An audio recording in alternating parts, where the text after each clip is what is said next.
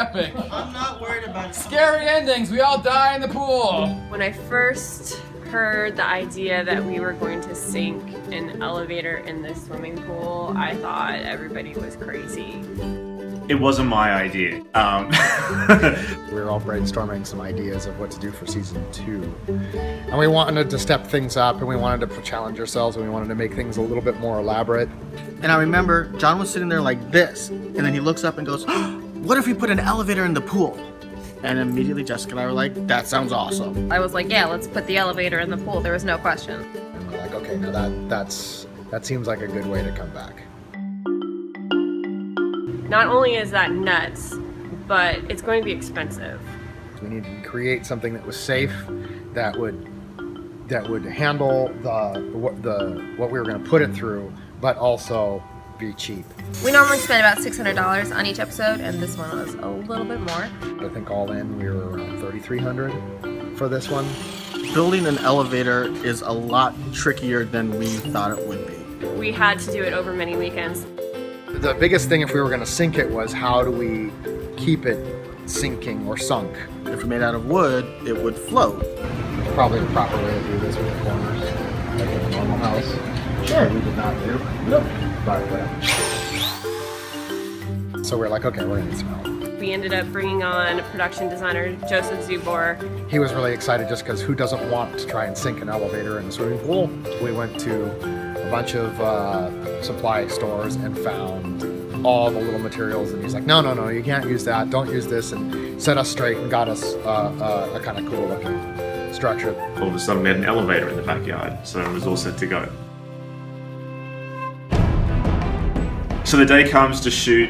We have Caitlin Doubleday here. We shot her and I in the elevator before it goes underwater.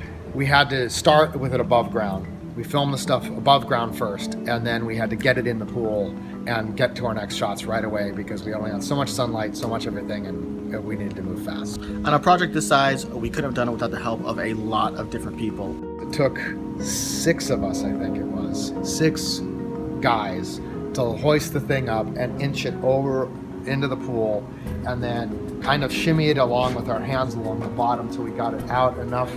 Guys, Ready? Ready. yep. And then we just had to let it drop and pray that it wasn't going to tip over or do anything like that. Thankfully sunk straight down and landed right on the linoleum we'd pre-laid down at the bottom of the pool. And within minutes after that, we were ready to go.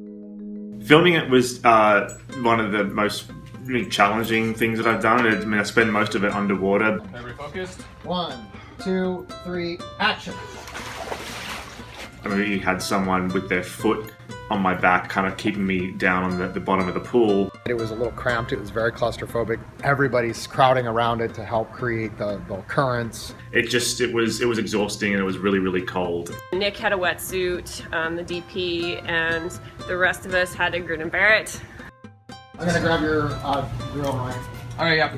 Instead of actually putting the elevator in deeper, what we're doing is lowering the roof to make it feel like it's deeper water and that the elevator keeps sinking, aka the ship is actually sinking. We did not actually ever want the elevator to submerge.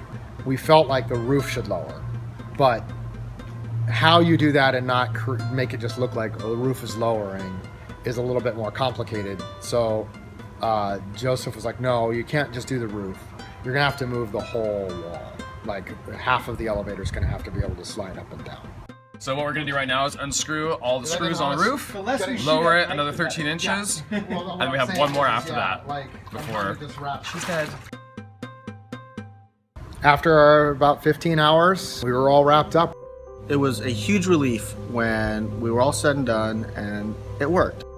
We did it. I survived. Caitlin survived, and we had a great, team of people helping us. I would totally do it again. It was great. I was thrilled. It was awesome. I think everybody partway through the day started becoming addicted to the challenge too, which is in the spirit of scary endings, and what we do is what I think our biggest reward is when we bring on a crew, and everybody always says it's like family and it's fun, and something like this could have easily become not family and not fun. It could have been torture.